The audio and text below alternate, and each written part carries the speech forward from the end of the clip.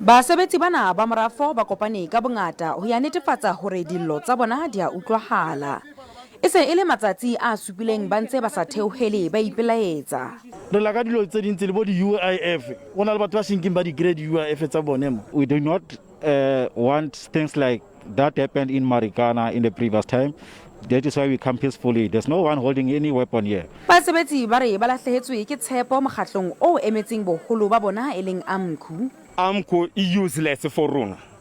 Mara re na le dilo tse di amang bophelo wa rona. Ha ke sa e thabela, ha ke rate.